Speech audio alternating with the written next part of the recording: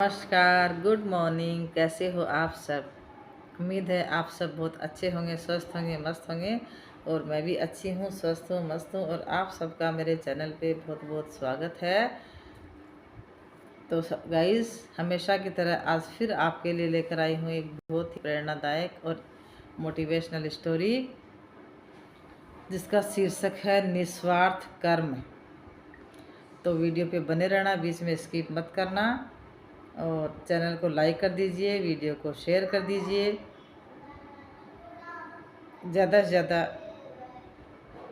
Share करेंगे और आपका प्यार मिलेगा, आपका आशीर्वाद मिलेगा, आपका स्नेह मिलेगा, तो मुझे बहुत खुशी होगी। तो अगर आप चैनल पे नए हैं तो घंटी के बेल आइकन को दबा करके ऑल पे क्लिक कर लीजिए, ताकि अपलोड होने वाले वीडियो का नोटिफिकेशन आपके पास सबसे पहले पहुंच सके।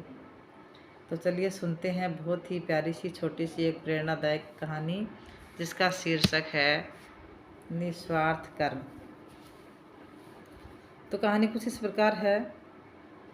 एक बार की बात है, जंगल में एक साधु महाराज एक अपनी छोटी सी कुटिया बनाकर रहते थे, जहाँ पर उनके पास में एक नदी थी।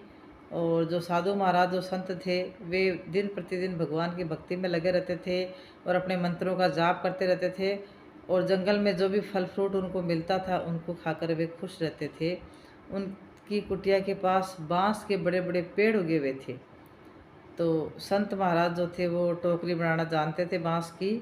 तो एक दिन उन्होंने मंत्रों का जाप करते करते बांस से टोकरी बना दी, क्योंकि वो सारे दिन भगवान की भक्ति करते रहते थे। उनके अलावा उनके पास कोई काम नहीं था। तो उन्होंने सोचा कि ये बांस उगे हुए मेरे आसपास है, तो क्यों ना मैं इनकी एक टोकरी बना देता हूँ। तो उन्होंने बांस की बहुत ही सुंदर सी टोकरी बना दी, जो कि बहुत ही मजबूत थी। अब अंत में संत ने सोचा कि ये टोकरी मेरे तो किसी काम की नहीं है, तो मैं इसकी क्या करूँ। तो उसने उस टोकरी को नदी में बहा दिया और रोज़ एक टोकरी बनाते और नदी में बहा देते। इस काम में उनको बहुत आनंद मिलता था, क्योंकि उनका समय कट जाता था और वो सोच रहे थे कि टोकरी शायद किसी के काम आ ही जाएगी। तो ऐसे काफ़ी दिनों तक सिलसिला चलता रहा कि वो डेली टोकरी बनाते और नदी में बहा देते थे। ऐसे ही बैठे बैठे एक दिन संत ने सोचा कि मैं ये काम कर रहा हूँ, इससे मुझे तो कोई लाभ ही नहीं हो रहा। भाई, मैं टोकरी बना रहा हूँ लेकिन मेरे को तो कोई फ़ायदा नहीं हो रहा। मैं तो बनाता हूँ और इसको नदी में बहा देता हूँ, मैं बेवजह मेहनत क्यों करूँ। तो उन्होंने ऐसा सोच करके टोकरी बनाना बंद कर दिया। अब वो एक दिन ऐसे ही सुबह सुबह टहल रहे थे, तो देखा कि नदी के किनारे एक बुढ़िया है, वो बैठी बैठी रो रही है।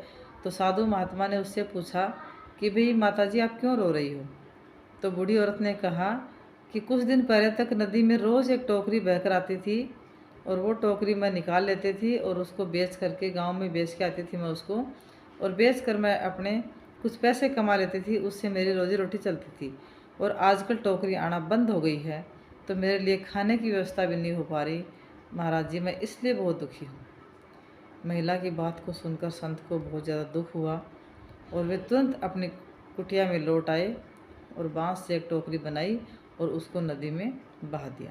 और डेली फिर हमेशा वो ऐसा काम करने लगे, क्योंकि अब उनको पता लग गया था कि वो टोकरी बना रहे हैं वो किसी के काम आ रही है।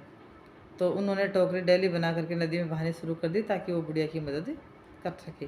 तो गाइस, इस कहानी से हमें ये शिक्षा मिलती है कि स्वार्थ को भूल करके भी हमें कुछ अच्छे काम करने चाहिए, और अच्छे काम हमेशा निस्वार्थ भाव से किए जाते हैं, और किसी न किसी से उनको ज़रूर लाभ होता है। हम सोचते हैं कि लाभ नहीं है, लेकिन किसी न किसी जीव जंतु प्राणी को उसका लाभ ज़रूर मिलता है।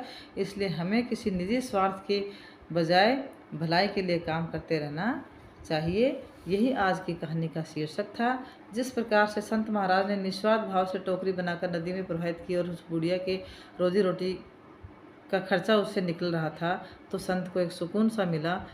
तो हमें भी, या हर मनुष्य, हर प्राणी को जो है कोई ना कोई छोटा मोटा काम निस्वार्थ भाव से करना चाहिए। कहीं ना कहीं किसी किसी इंसान, किसी जीव जंतु को पक्का उससे सुकून मिलेगा, वो उसके काम आएगा। तो यही आज की कहानी का शीर्षक था। Thank you for watching.